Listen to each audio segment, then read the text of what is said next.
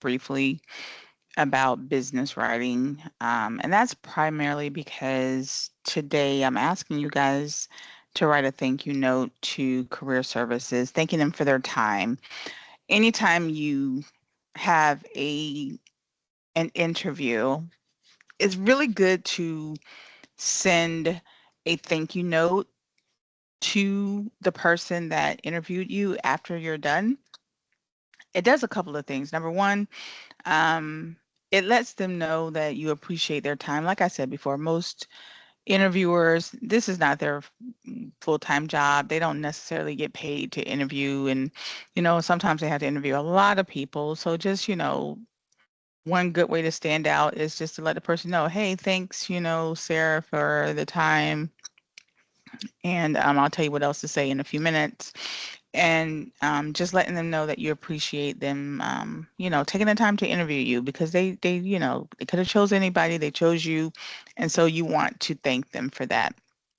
So in business writing, it's good to follow the rules of writing, the same thing we probably learned in high school, in terms of different font sizes. On the screen, it talks about all the different font sizes that are still standard to write in. Yes, business writing doesn't allow you to write in like cursive script and stuff like that. For many, many years, it was just only use Times New Roman. That was like the law. You could only use Times New Roman. But nowadays, you can use Allegri, Arial, Times New Roman. Um, I think was it Calibri as well. 11 font is good. It used to be you could only do 12 font, and that was for like years and years. You're only supposed to write in 12 font. And it's pretty standard now that you can, use it. Go down to 11. They don't want you to go any smaller than that. Um, then the same rules with left justifying, single space, double space, 1 inch margins. That's still pretty standard if you're doing any business writing. Most letters have, the heading at the top. That's just to let people know who is writing. And then you obviously want to have a date so people know, okay, when was that letter written, especially if they archive a note or for whatever reason. The address of who you're writing to typically comes after that. The biggest thing is that when you start to write anyone, and this is true whether you're writing an email, a letter, whatever, you should always have a greeting followed by 3 mini paragraphs. And 3 is the magic number because every form of writing should have some type of introduction, body, and closing, like every form of writing. So, what does that look like in practice? Again, if you're writing, most of us won't be ever writing a letter, but you may have to write a letter, if you are in business and maybe you're writing customers or something, you may have to write. So at the top, it will probably be your company's information, followed by the date, followed by who you're writing to. And then you're just going to go into dear whomever, and then you're going to have that 1, 2, 3 paragraph. Again, why is it so important to have 1, 2, 3? The introductory paragraph is always the first, and it always just says why I'm writing you. I don't care if that is only 2 sentences, and we probably learned from school that 3 sentences minimum makes a paragraph. But in business writing, even if it's just 1 sentence, you want to separate it. It's always an introduction. And the point is to let somebody know what is this about. Once again, you always want to kind of get to the point, letting someone know why you're reaching out to them. Even if it's just simply, I'm writing to thank you for the interview you had. It's always the introductory paragraph should tell someone why you're reaching out to them. Then the next paragraph always talks about, whatever point you're trying to make. If you are sending a thank you note to someone that you've interviewed with, I always tell people try and remember one thing that happened in that interview that they explained to you, whether it's is a new project, or maybe they talked about, there'll be a new system you guys are using, or maybe they talked about they're getting ready to do a major audit. You want to let them know that you paid attention, right? So that second paragraph always mentions something that happened in the interview to let them know that you're paying attention. So if you're meeting with Mr. Thompson and Mr. Thompson talks about, yeah, we're so excited to be bringing you on. We have this new project. This is going to be our first time ever in the, Fort Myers area. So that may be something you want to mention. Mr. Thompson, thank you so much for taking the time to meet with me in the first paragraph. Second paragraph, I was excited to learn that this is going to be your first time in Fort Myers, and I'm really looking forward to it. It's going to be, really going to make a difference in our landscape when the project is done, whatever it is. And then that final paragraph is what we call a call to action. This is so important when you are interviewing specifically and you're doing this type of writing, that you let them know what's next. So a call to action, and you've probably seen it 1,000 times. You probably never even knew it was called a call to action, but basically you're telling them, A, I look forward to hearing from you soon. If it's an interview and they've given you some form of instruction, every single interview ends with what's next. Even if it's as simple as, you'll hear back from us in a couple of weeks. That's why I said one question you can always ask an interviewer is like, where are they in the hiring process? If they've said to you, you're the first, we're going to interview for the next 3 weeks, and then you'll hear back from us. That is going to be your call to action. I look forward to hearing back from you in 3 weeks. If they said, maybe it's your second interview and, or let's say it is still your first interview, we really like you, we just want you to send us some references. That means you're up. So that is going to be your call to action. Thank you so much, Mr. Thompson. Once again, please find enclosed a copy of my references.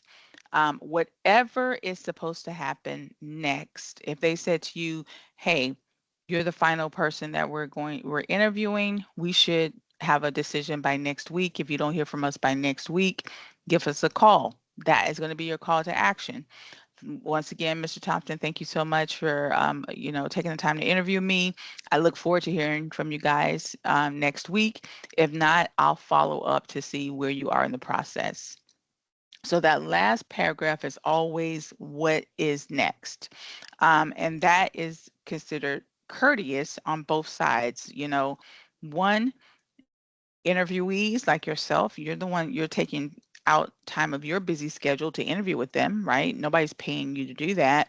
And second, they're taking the time to interview with you. So it is courtesy. It is considered common to expect some type of call to action. Either they're going to reach out to you, you're going to reach out to them, and that is standard in business. So here's an example here. This person here, Julia, she has her, pretending that she's sending an actual letter, which typically doesn't happen anymore, but let's just pretend. Um, she put her contact information at the top, followed by the date. She met with Mr. Mitchell at his company, Great Corporation. She goes into it a greeting. Dear Mr. Mitchell, thank you again for the opportunity to interview with you at your company. And she puts the date, right? That may be important, especially if, they are interviewing a lot of people, who knows, whatever. You can put a date. Second paragraph, she mentions something about the interview. Here she talks about, my enthusiasm for the position has grown from talking to you and the members of your team, right? Just letting them know something that happened in that interview. I would enjoy being a great part of your company, right? Sounds great. Call to action. Thank you again for your time and consideration. As requested, I am enclosing a copy of the professional references, and I look forward to hearing from you. So that means you guys are up next. I did my part. I look forward to hearing from you. That lets people know that you are expecting. It may seem like, oh, that's just a standard, language people put in these types of letters. No, it's almost like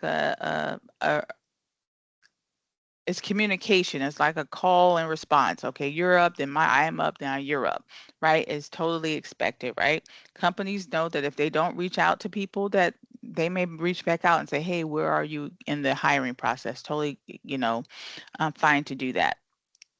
Most of us, however, will be sending an email. So an email looks very similar. The only difference is obviously you're going to send them an email using their, email. Still, the subject line is going to be thank you letter. The rest of it is pretty much the same, with the exception of instead of Julia putting her information at the top, she's going to put her contact information at the bottom. That's important. So, they always know who's reaching out to them. They may not be familiar with your email address, right? So you're always going to put that at the bottom. Still the same type of thing. This thank you note needs to go out immediately. You should not wait more than 24 hours to send out a thank you note. Like you don't interview on Wednesday and then send out a thank you note next Monday. No, you interview on Wednesday. Most people go home, send out that thank you note the same day or within 24 hours, send out that thank you note.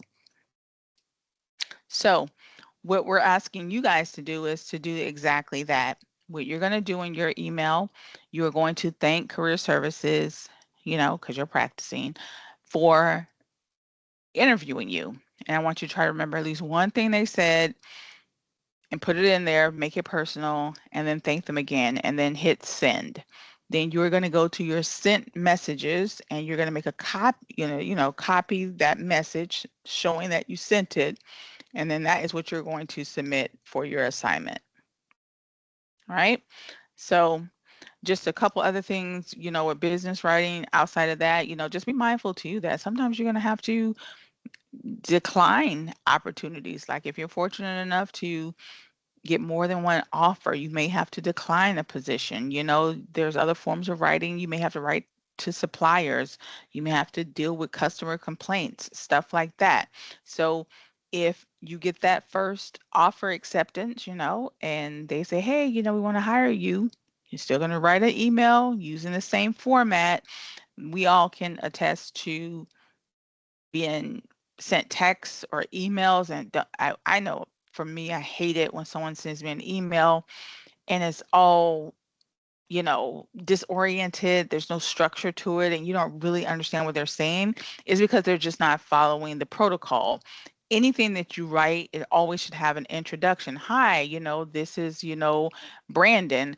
I'm reaching out to you regarding this invoice. That should always be the first paragraph. Why are you reaching out to someone? Then go into detail. Whatever the issue is with the invoice. So here's the invoice that I was going to send to you. Here's the price of the product. Let me know what you think. Close it out. I look forward to hearing from you soon, and I'll follow up with you in 2 weeks, right? Every form of writing should have that. That way is clear communication.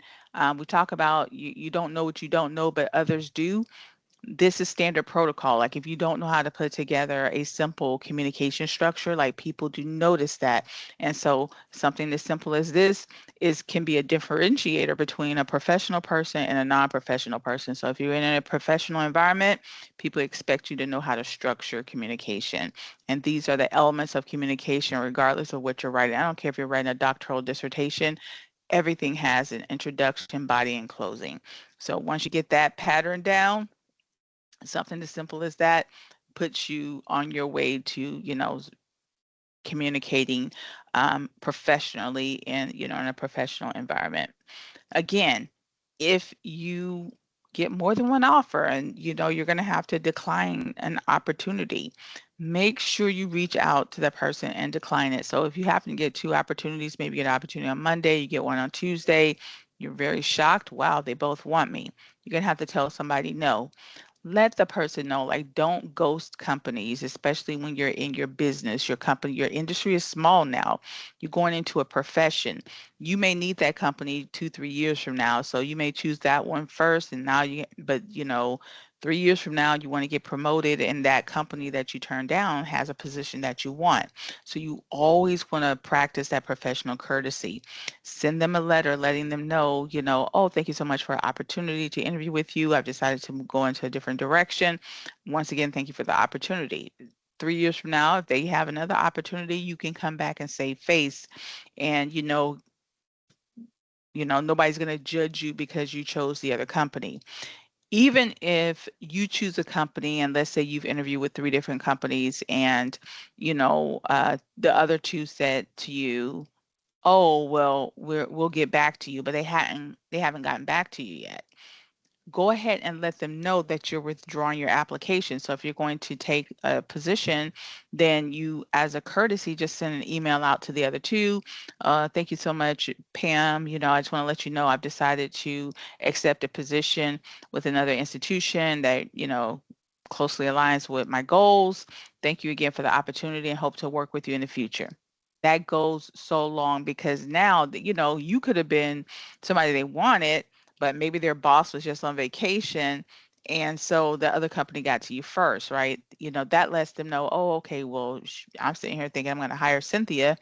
And I've already, not reached out to the other two, because I wanted to hire her. And she didn't even have the courtesy to let me know she took another position. So it is just standard protocol, right? So that's all I really wanted to talk to you guys about business writing. I want to make sure you do that. Here's your participation question. I want to talk to you briefly about next week. But for your participation question, very simple. I just want to know, what's your biggest hurdle or obstacle that you feel that may keep you from achieving your goal? And then what are you doing to try to overcome it? As we plan our long-term goals, it sounds so exciting, to say, oh, okay, this is my goal, and here's my short-term goals, and here's what I'm going to do. Let me go work this plan. But we all are, above 18, so we know life does not happen the way we plan it, right?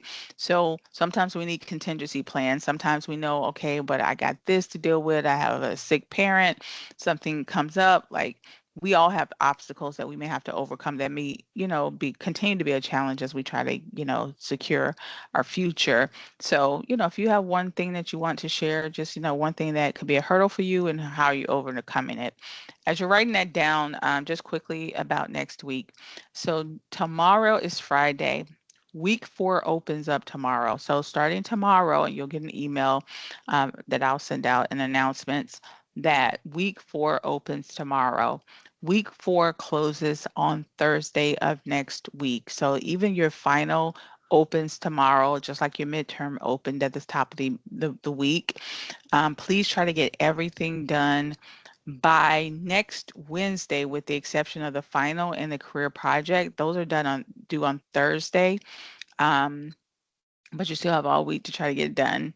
But all other assignments, so all of week 3 and week 4 closes on Wednesday. I do not extend anytime on next week.